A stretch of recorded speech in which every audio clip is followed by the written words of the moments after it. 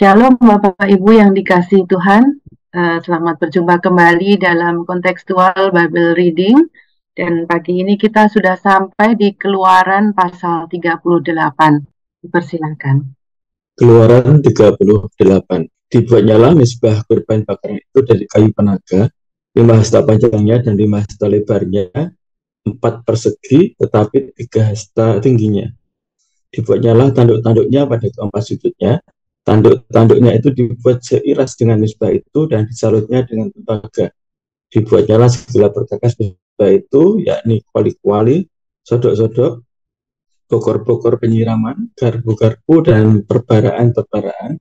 Semua perkakasnya itu dibuatnya dari tembaga. Dibuatnyalah untuk mezbah itu kisi-kisi, yakni jala-jala tembaga di bawah jalur, mulai dari sebelah bawah sampai setengah tingginya. Dituangnyalah 4 gelang pada keempat ujung kisi-kisi tembaga itu, yakni tempat memasukkan kayu pengusung. Dibuatnyalah kayu-kayu pengusung itu dari kayu penaga dan disalutnya dengan tembaga.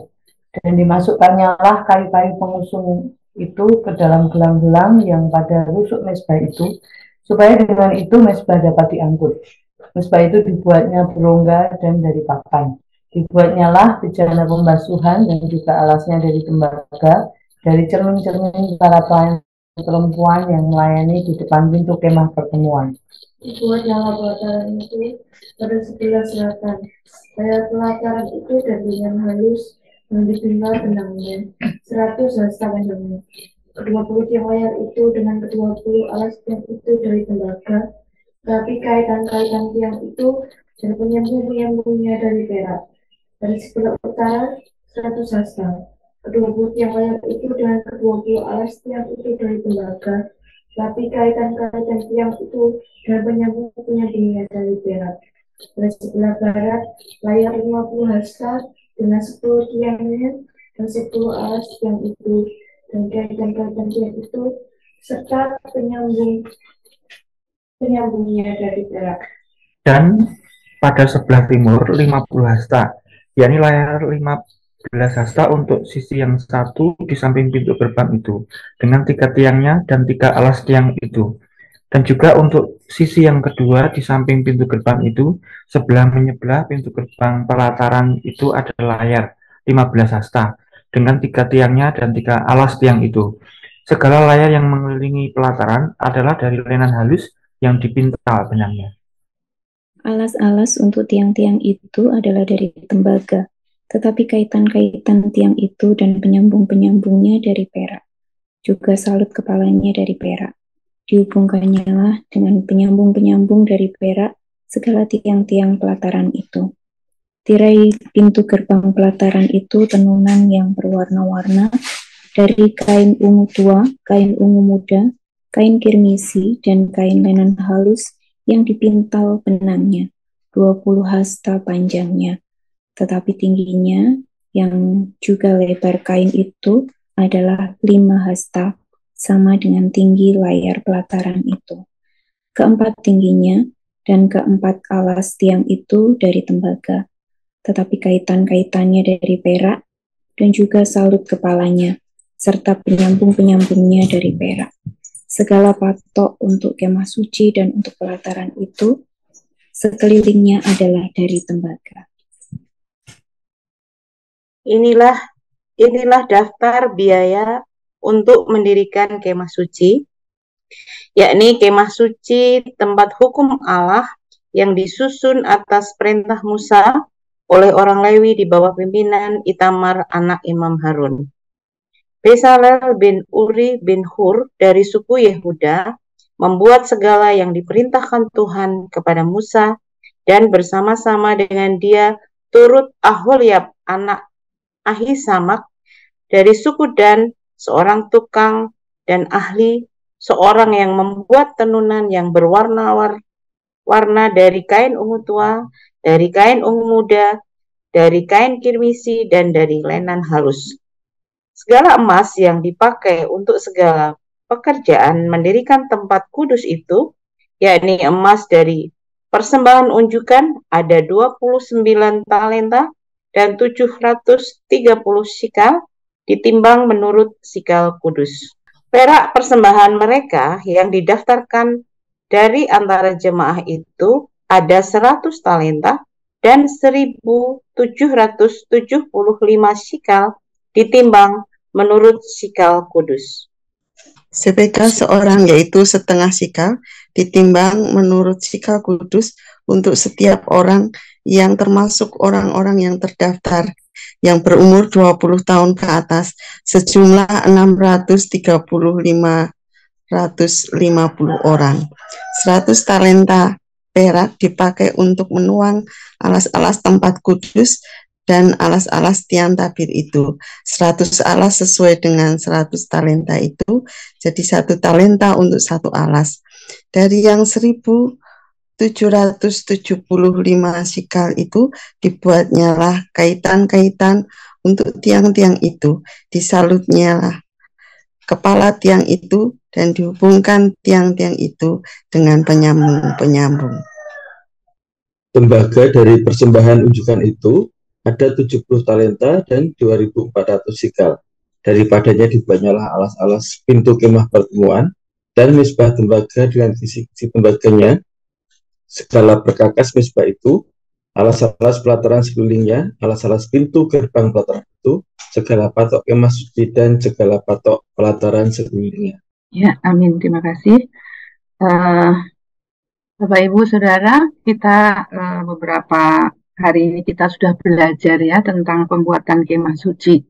Jadi kalau kita lihat yang sebelumnya dari pasal 25 sampai dengan pasal 30 Keluaran itu berbicara tentang petunjuk pembuatan kemah suci. Tuhan sudah memberikan banyak hal secara detail ya tentang pembuatan kemah suci. Dan pelaksanaan untuk pembuatan kemah suci ada di dalam pasal 35 sampai dengan 40. Nah, hari ini kita sampai di pasal 38. Ada beberapa bagian yang bisa kita pelajari, yaitu dari ayat 1 sampai 7. Ini berbicara tentang pembuatan mezbah korban bakaran. Dikatakan di ayat 1, mezbah korban bakaran itu dibuat dari kayu penaga. Ukurannya 5 hasta panjangnya, 5 hasta lebarnya, 4 persegi panjang dan 3 hasta tingginya. Ukuran 1 hasta itu kurang lebih 45 cm ya, atau setengah meter gitu ya kurang lebih. Jadi kita bisa membayangkan ukuran mezbah bakaran itu kurang lebih 2,5 meter kali 2,5 meter dan tingginya 1,5 meter. Nah, di sini sudah dijelaskan dari ayat 2 sampai dengan ayat 7 apa saja yang harus dikerjakan secara detail untuk pembuatan mezbah bakaran. Selanjutnya di ayat 8 ada dijelaskan tentang membuat bejana pembasuhan. Dan bejana pembasuhan ini juga dibuat dari tembaga, dari cermin para pelayan perempuan yang melayani di depan pintu kemah pertemuan.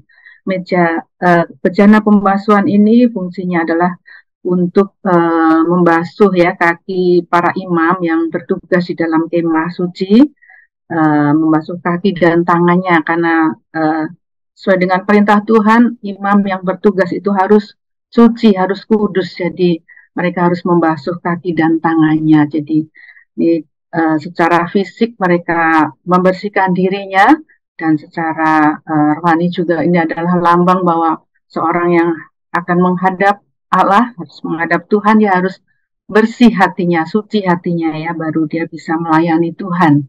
Jadi ini sangat penting ditekankan oleh Allah ya dalam ritual ibadah bangsa Yahudi, bahwa ketika mereka menghadap Tuhan, para imam harus dalam kondisi yang suci, kalau tidak mereka akan mati gitu ya.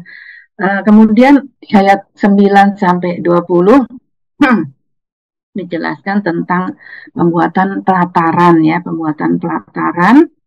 Di sebelah selatan layar pelataran itu terdiri dari linan halus yang dipintal benangnya. Panjangnya ada 100 hasta. Kemudian di sebelah utara juga 100 hasta. Di sebelah barat 50 hasta dan di sebelah timur 50 hasta. Dan dijelaskan secara detail juga di pintu-pintu gerbang itu ada berapa alas tiang dan sebagainya macam dijelaskan di sini ya tentang pelataran. Di pelataran ini umat Tuhan bisa masuk ya, pelataran rumah Tuhan. Kemudian selanjutnya dijelaskan yang penting nih di dalam pasal 38 adalah ayat 31 sampai dengan 31. Sini dikatakan ada biaya untuk mendirikan kemah suci. Jadi di dalam ayat 21 ini disampaikan bahwa ada laporan yang ditulis oleh penulis kitab Keluaran ini tentang pembuatan kemah suci. Apa saja yang dituliskan dalam laporan ini? Satu, tentang sumber dayanya, tentang siapa yang ditugaskan Allah untuk membuat kemah suci. Katakan bahwa kemah suci yang disusun atas perintah Musa dilaporkan oleh Itamar ya, seorang Lewi, anak Imam Harun. Dan dikatakan bahwa siapa yang membuat kemah suci yang ditunjuk adalah Besalel bin Uri bin Hur dari suku Yehuda. Dia yang membuat segala yang diperintahkan Tuhan kepada Musa. Jadi beberapa hari yang lalu kita sudah belajar bahwa Besalel ini orang yang diurapi Tuhan, orang yang ditunjuk oleh Tuhan sendiri, dan dia diperlengkapi dengan keahlian untuk membuat berbagai macam untuk perlengkapan kemah suci. Dan bersama dia juga ada anak Aholiab, anak Ahisamah dari suku Dan. Dia seorang tukang dan ahli, seorang yang membuat tenunan yang berwarna-warna. Jadi dalam laporannya yang dituliskan oleh Itamar ada satu hal, siapa yang ditugaskan untuk membuat kemah suci itu. Kemudian hal yang kedua yang dilaporkan adalah persembahan yang diterima oleh mereka ya dari umat Israel sendiri. Persembahan yang digunakan untuk pembangunan rumah Tuhan, kemah Tuhan ini. Apa saja yang dipersembahkan oleh umat Tuhan dicatat di sini dengan detail. Ada 3 kelompok ya, ada emas sebanyak 29 talenta dan 730 sikal. Kemarin dijelaskan Mas Andre, 1 talenta itu kurang lebih 34 kilogram. Atau setara dengan 3.000 sikal. Kalau saya berhitung ya, emasnya sendiri ada 29 talenta dikalikan 34 kilo, itu ada 986 kilogram emas. Dan kemudian yang 730 sikal itu, 1 sikal sama dengan 11,4 gram. Jadi kalau di total ada 994 kilogram emas. Kalau di kurs sekarang, kemarin Mas Andri bilang, harga emas Antam hari ini ya kurang lebih mungkin 1 jutaan. Jadi sangat besar sekali ya, kalau di kurs dengan sekarang itu hampir 1 T, saudara. Ternyata besar sekali ya persembahan yang dibawa oleh umat Tuhan untuk pembangunan kemah suci ini. Sangat besar dan ini dilaporkan, dicatat dengan jelas di dalam kitab Keluaran ini. Dan kemudian persembahan yang kedua dari perak sebanyak 100 talenta dan 1.775 sikal. Bagaimana strategi pengumpulan dananya untuk yang perak dijelaskan di dalam pasal ayat 25 dan 26, bahwa mereka membawa sebeka seorang. Sebeka itu adalah setengah sikal ya. Tadi 1 sikal 11,4 gram, jadi kalau sebeka kurang lebih 5,7 gram gitu ya. Jadi dari setiap umat Tuhan yang berumur 20 tahun ke atas yang didaftarkan, ada pendaftaran, mereka harus membawa persembahan seberat setengah sikal perak supaya mereka tidak kena tulah. Dan ketika didaftarkan itu ada sekitar 603.550 orang. Ini jumlah orang umat Israel pada waktu itu yang berumur 20 tahun ke atas, sehingga terkumpul 100 talenta dan 1.775 sikal. Jadi sangat banyak ya. Kemudian untuk tembaga ada persembahan sebanyak 70 talenta dan 2.400 sikal.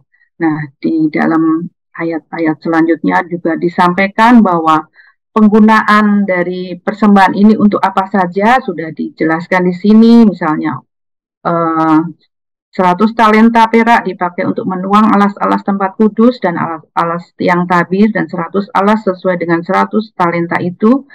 Jadi 1 talenta untuk 1 alas. Jadi di ayat-ayat ini dijelaskan apa saja yang digunakan sesuai dengan persembahan yang masuk. Jadi laporannya sungguh clear ya, sungguh detail dari siapa yang mengerjakan, berapa banyak yang diterima persembahannya, untuk apa saja gitu ya. Jadi ini yang dapat kita pelajari hari ini. Amanat teksnya adalah bahwa ketika Tuhan memberikan perintah untuk membuat kemah suci, dan umat Tuhan pada waktu itu mengerjakan sesuai dengan perintah Tuhan secara detail. Dan kemudian Tuhan juga menyediakan kebutuhan baik sumber daya maupun dana untuk membangun kemah suci. Dan yang ketiga, ada pertanggungjawaban yang jelas atas penggunaan atas persembahan untuk kemah suci tersebut. Dan aplikasinya bagi kita saat ini, apakah saya dan saudara taat pada perintah Tuhan untuk ambil bagian dalam pembangunan rumah Tuhan? Dan yang kedua, apakah kita juga mempertanggungjawabkan di dalam tugas yang dipercayakan kepada kita? Kiranya firman Tuhan pagi ini boleh memberkati kita semua. Saya kembalikan kepada Mas atau Mbak Yuli. Tuhan memberkati. Biarlah kita terus berkomitmen untuk hidup di dalam kebenaran, taat kepada apa yang Tuhan perintahkan untuk kita kerjakan sebagai pemimpin, sebagai pengikut Kristus. Kita akan pujikan Yesus, Kau kebenaran.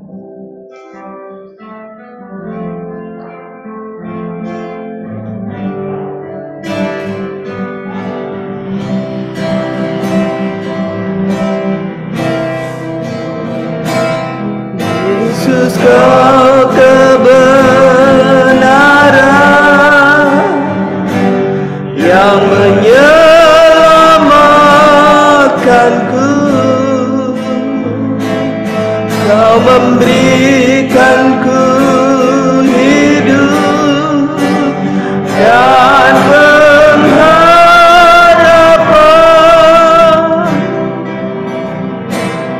Ku ikut kehendak-Mu, ku perlu anugerah-Mu. Ku nyatakan janjiku kepadamu. Yesus, Kau kebenaran. Yesus, Kau kebenaran yang menyelamatkanku. Kau memberikanku hidup dan pengharapan.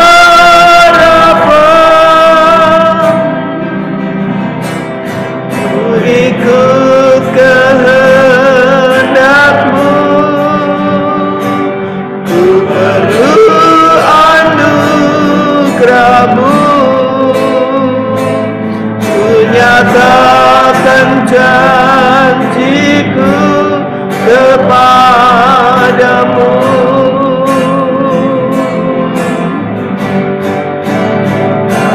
Aku hidup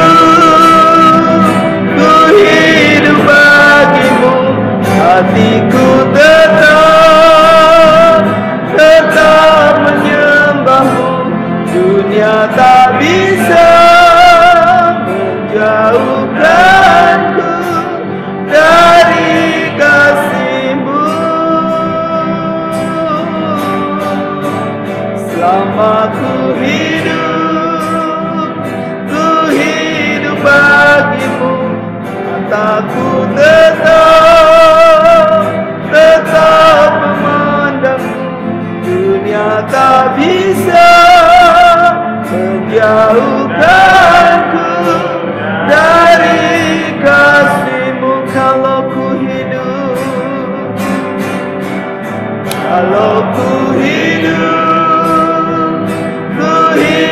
bagimu, hatiku tetap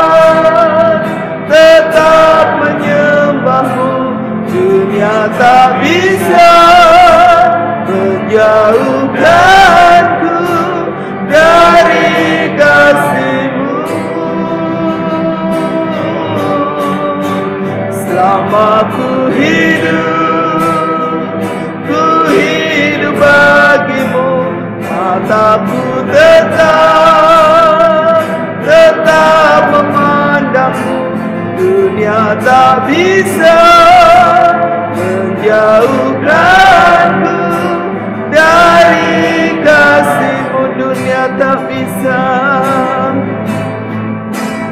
dunia tak bisa menjauhkanku dari kasih-Mu. Inilah doa kami Tuhan, inilah kerinduan kami. Kami mau menyembah-Mu Tuhan, kami mau memandang Engkau. Engkaulah Tuhan, Engkaulah Juru Selamat kami. Haleluya, haleluya. Terpujilah nama-Mu Tuhan, terpuji kuasa-Mu. Haleluya, kami sembah, kami tinggikan nama-Mu Yesus. Hanya Engkau yang layak disembah. Kaulah Bapa yang kekal, Kaulah Juru Selamat kami, Kaulah penasehat kami adalah Terima kasih Tuhan. Haleluya Yesus.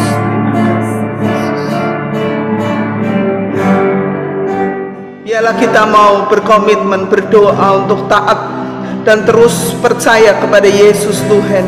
Di tengah-tengah maraknya banyak pengajaran sesat, biarlah kita mau terus menjadi anak-anak Tuhan yang taat, yang bertanggung jawab, yang terus menyembah Tuhan bersama dengan keluarga kita seumur hidup kita. Mari kita mengucap syukur dan berdoa bersama. Bapa di surga, aku bersyukur untuk kasih kemurahan Tuhan. Kalau sampai hari ini Tuhan masih memberikan kepercayaan buat setiap kami untuk hidup di dalam iman percaya kepadamu Tuhan. Aku bersama dengan keluargaku rindu untuk terus ada di hadirat Tuhan, terus setia, terus taat kepada Tuhan, bertanggung jawab untuk setiap apa yang Tuhan percayakan.